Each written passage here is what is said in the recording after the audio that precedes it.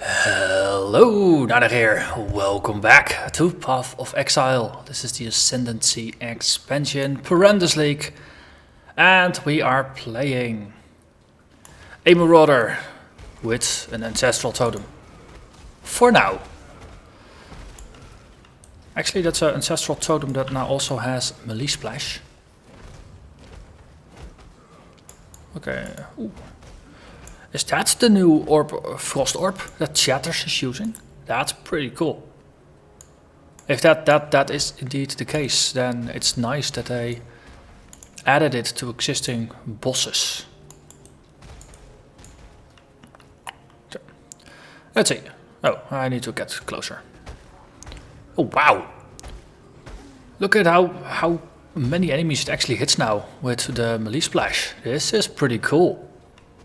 So melee splash actually makes the totem pretty viable. Excellent, excellent, excellent.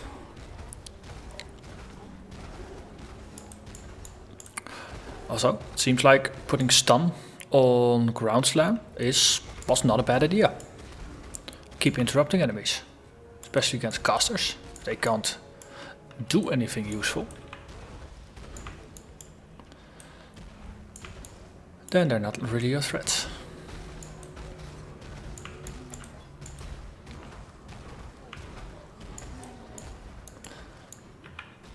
I approve of this.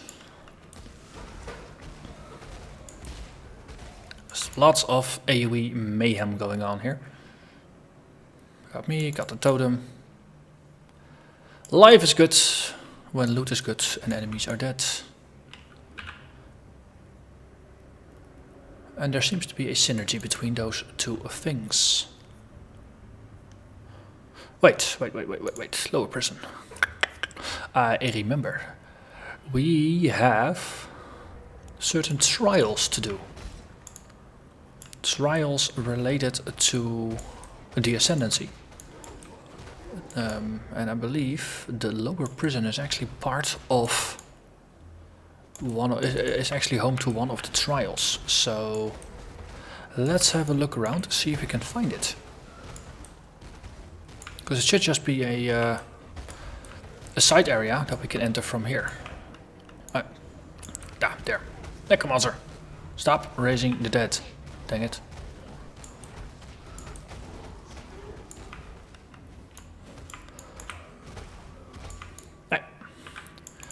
Time to move back. Let's see, we go through here, go through there. Put a totem in the middle and then just wreck their faces. Good. So, point to fight. Then we're gonna move to left to grab armor mastery. On the other hand, maybe I should just spend these 3 points to get extra damage. Because I think my defensive position is not bad right now.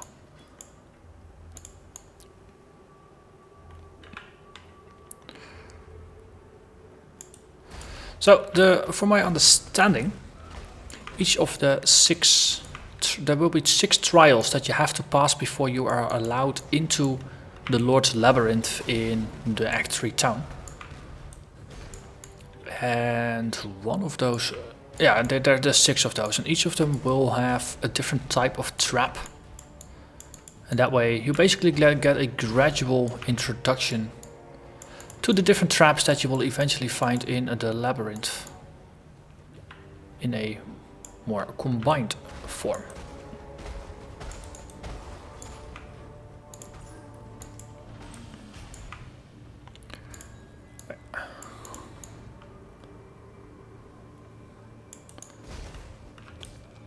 So I've watched a couple of videos of some of the people who had alpha access.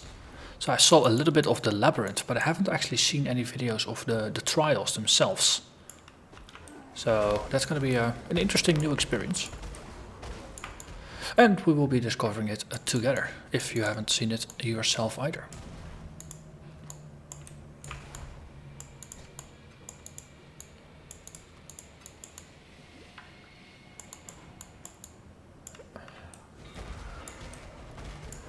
So also a good reason for actually doing almost a full clear of the lower prison. Because most of the time you don't do that. Once you find the exit, you're out. Now you actually have a reason to look for more things.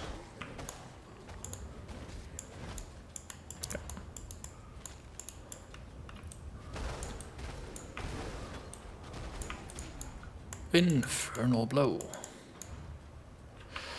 Okay.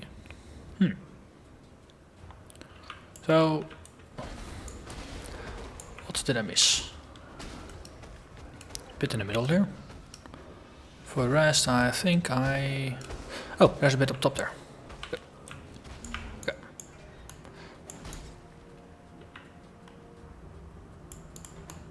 Right, we just keep hugging the left-hand wall. We came from down there, so likely not gonna be there. But there are rooms up there that we have yet to explore.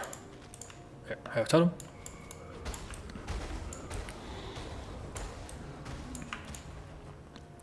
Also, I'm still walking around with basically a white club. I'm still looking for something better. Ooh, see, there is something.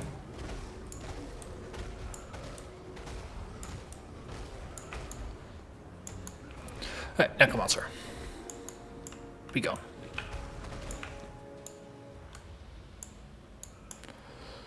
Ooh, Tribal Mole. That's actually going to be an upgrade. But I need links, dang it.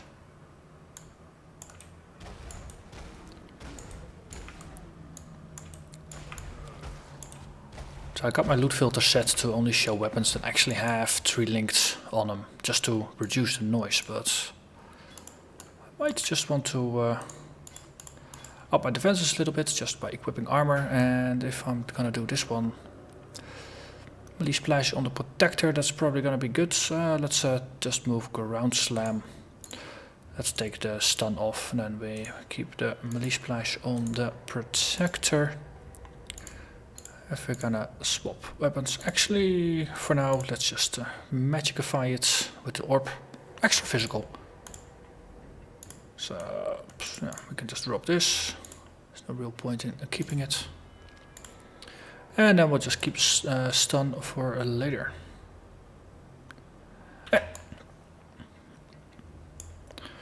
All the skills are back where they were. Yes. Okay. Let's. So there's a Trial of Ascendancy, and here's a bronze monograph. That's gonna probably be some dialogue. So let's crank up the dialogue volume a little again, and have a listen. In the court of the goddess, every man and woman is deemed worthy of redemption. Though you might be shackled by the tribulations of the past, the trials ahead offer you both freedom and glory. The future is yours, if you're bold enough to reach out for it. That's a nice pep talk, I suppose. Solve the Trial of Ascendancy in this area. So I don't have any movement skills yet, that's going to be interesting. Locked door. So how much damage do these things do? Oh, okay, so you can actually hide in here.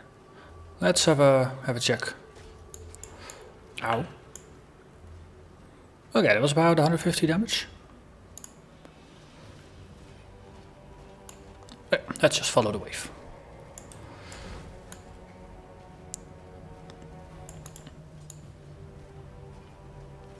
Ooh. A lever. And then we have to go back. Ooh, that's gonna be fun. Ow. Okay, this is where timing comes in, I suppose.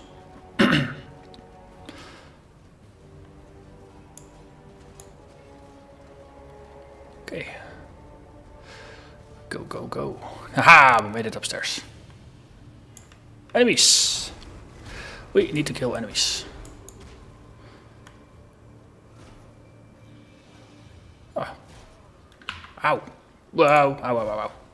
Right. So, movement skills definitely useful. I give you to my ancestors. Yeah. Okay. We move over there. Move over here. And then we can move out. Okay. So the enemies are also, they also get hit by the traps. That's why there were corpses there rather than monsters. So there, that's a bit of a balancing act. Let's see. Wisdom scroll. Belief is the strongest metal of them all. Okay, and we get a portal out. Okay, so we survived the first of the trials.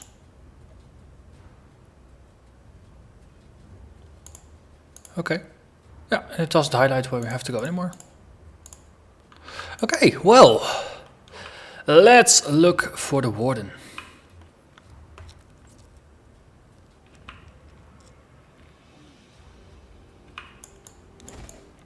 So one of the things is that alpha testers reported that the trials are pretty difficult, or the labyrinth is pretty difficult.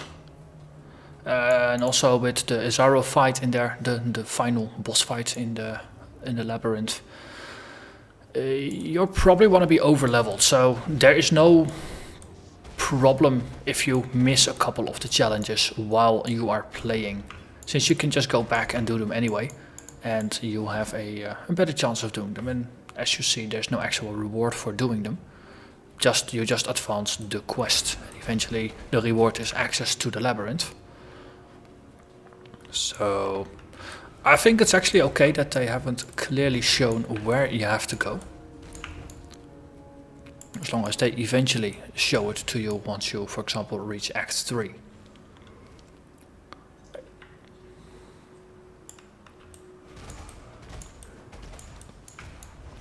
But just dodging the traps and killing some enemies, that's pretty fun. Hey, hello there, Sawbones.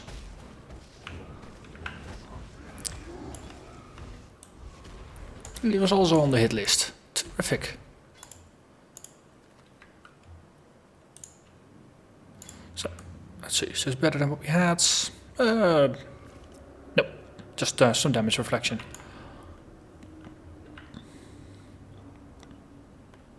Which in low numbers isn't all that powerful, to be honest. There, Diabolists. Another Diabolist. More portals.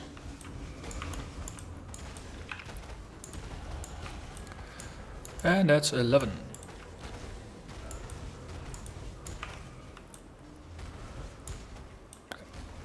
So this melee totem doesn't really do a lot against ranged enemies that are far enough away. Except when you put the totem next to them.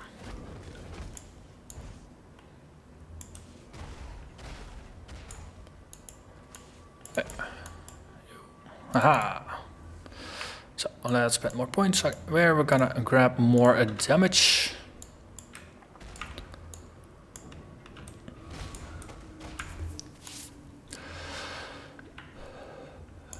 Ooh. This is an interesting spot too. Attack with a AV totem.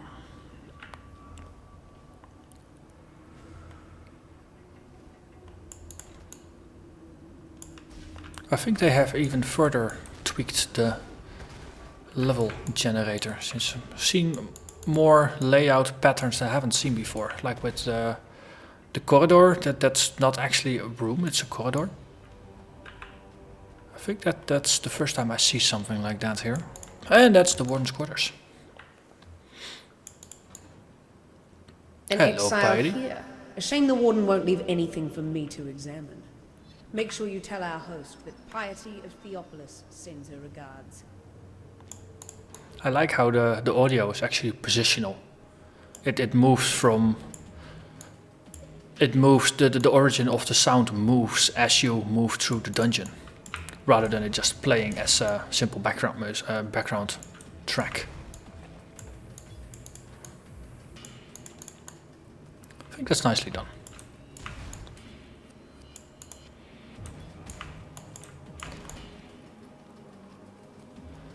Let's see.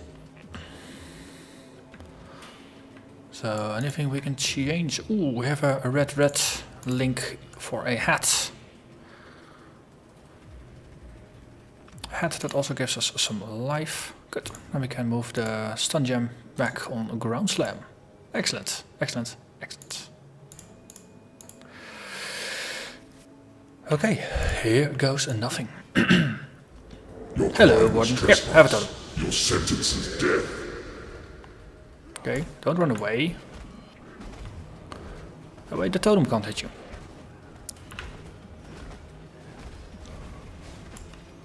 Yeah. Ah, poor guy didn't have a chance. Your spirit is the plaything of the ancestors, slave master.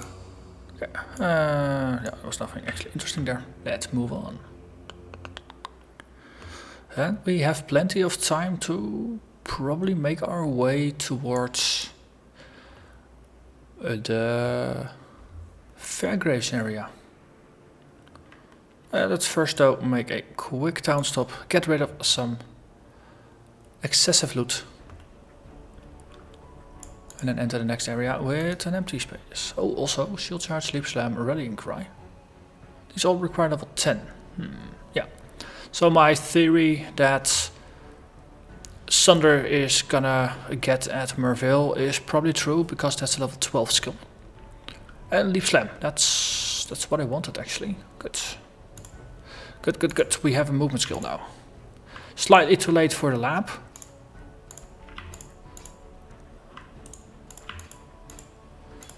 Let's see. Lots of rares I picked up. Didn't even identify this, but it's a downgrade.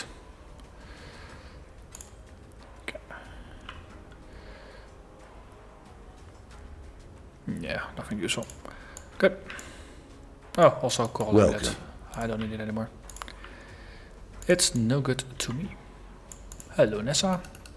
Goodbye, Nessa.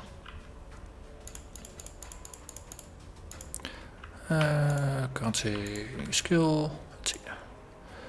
Dealer's Orb, gonna get quite some of those fusing, so hopefully I'll get a bunch of those as well. Time to move on. Prisoner's Gates. So, Leap Slam, I was actually reserving for that one. So what we can now do is jump into trouble. Or out of trouble, depending on how it goes, but hopefully we'll just jump into trouble.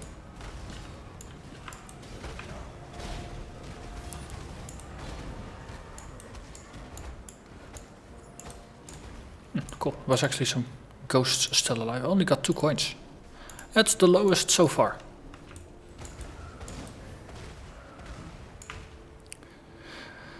Yeah, let's just move on.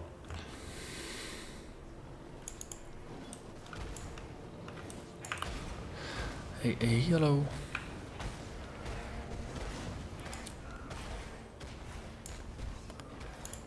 More stun. Upside of grabbing stun this early is that we level it a little bit. On the other hand, if you buy it later, it becomes pre-leveled, so that might actually not matter all that much. Hello there, Burning Menace. How are you doing today?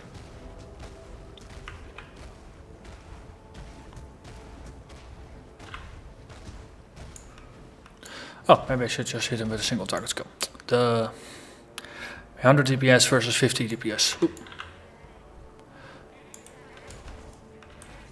Yeah, single target damage. Better when using single target skills.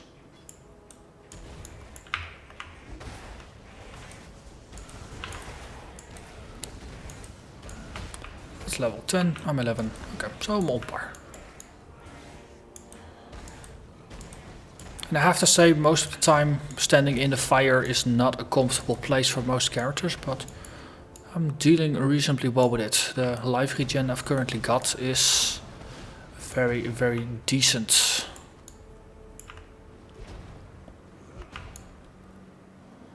That's a way to move forward, just leap slam all the time. I probably want some faster attacks on it if I'm gonna use it a bit more actually as a movement skill. Land, Exile. Hello there again, Piety. Always so pleasant, well-mannered. And another level up. Boom. Okay. One more small note and then we get a big note. What's our current damage? 24, 54.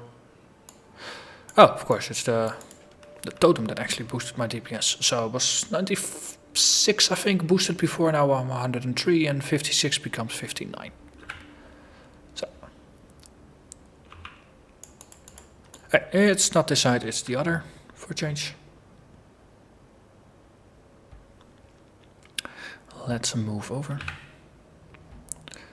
And yes, the proper corridor. Ooh, lots of doggies and goats.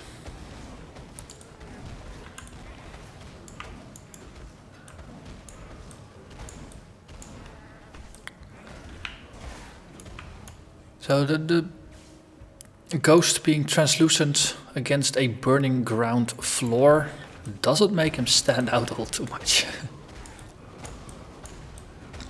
I wonder if they're gonna add microtransactions to make the ghost have certain looks or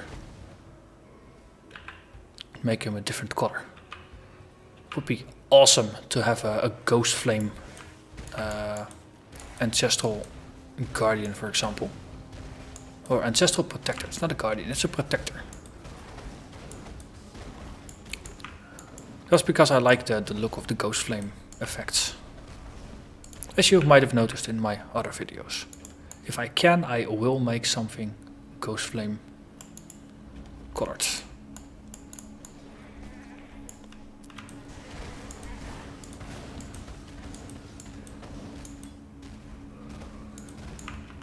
So once we get to Act 2, I believe, where we pick up the Herald of Ash, making that ghost flame as well. Then we get green burning hands.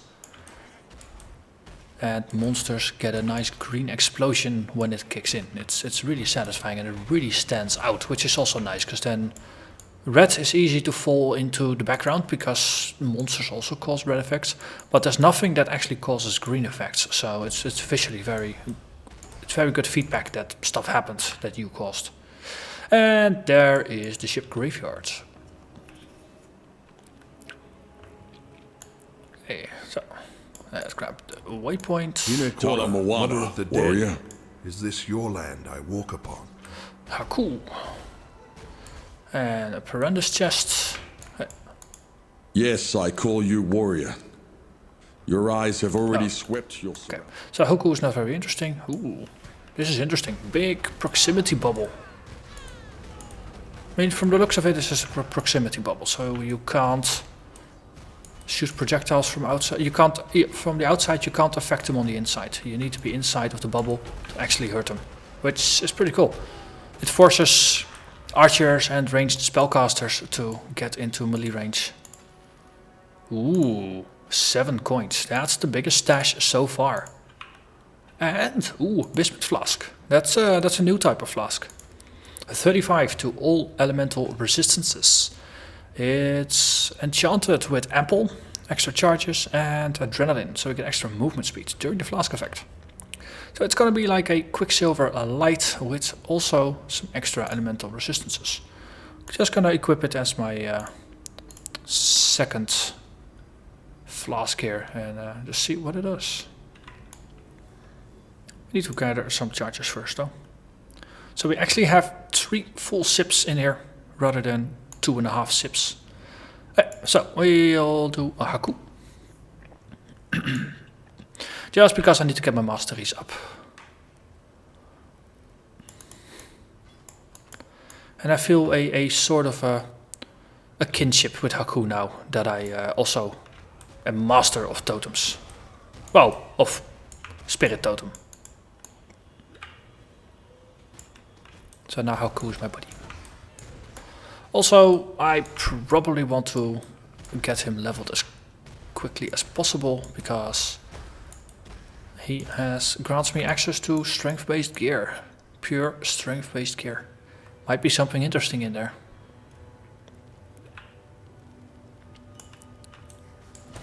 I still like the look of the Elrion hideout the best with all the books.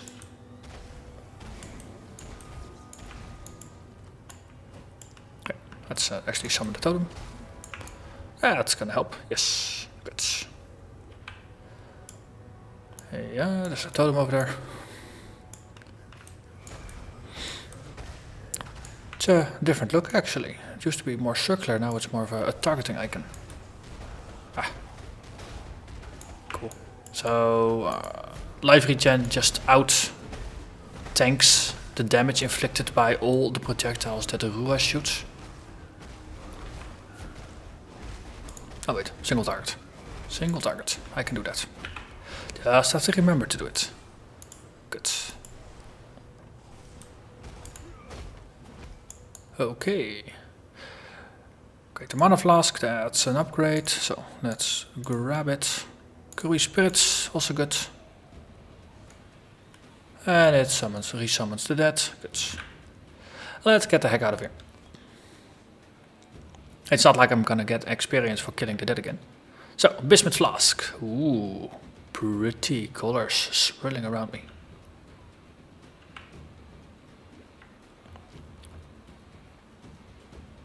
But it's a nice way to boost all of your elemental resistances, though in a similar regard to the Purity of Elements aura, it boosts all of your resistances, but it leaves your maximum resistances alone, while single resistance flasks and auras actually boost both of them. So we grabbed the waypoint, we grabbed Haku, let's have a quick chat with Mr. Fairgraves over here. Till we meet again, perhaps. So, next episode we have to get the All Flame. And we have to grab Sunder. Well, actually, let's run onwards. Let's extend this a little bit. I actually want to run onwards to grab the entrance to Mavril's cave. Oh, there's the All Flame thing, sure. But I want to grab the skill. I want to grab Sunder. Slightly rush it. Because the next episode we can just use Sunder for the entire episode, so that's going to be a nice way to play around with it. Most of the time just follow the water and you will get to the end of the zone.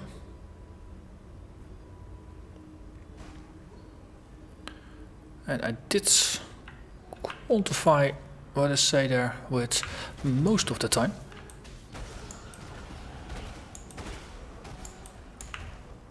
So I'm level 13, that's good. Butchery, that's a lot of extra damage. Sweet.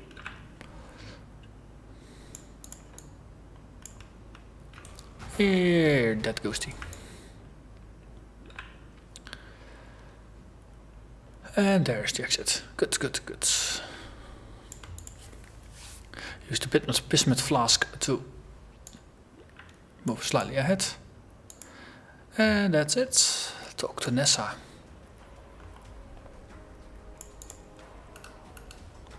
Let's see. Sweep, Static Strike and Sunder. Oh yeah. Part 1 of our build is now complete. We've got Sunder. So yeah, it's gonna replace the Heavy Strike. Is it? It's slower attack speed. 61 DPS versus 113. Okay, so this is going to be another group attack actually rather than a single target attack.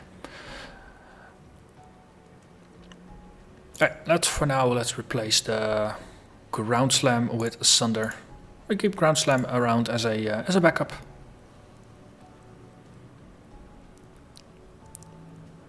Can actually just add stun to it as well. Have some fun with it. But that's gonna be next episode. Yes, gonna leave this as a slight cliffhanger. So thank you very much for watching and see you soon. Bye bye.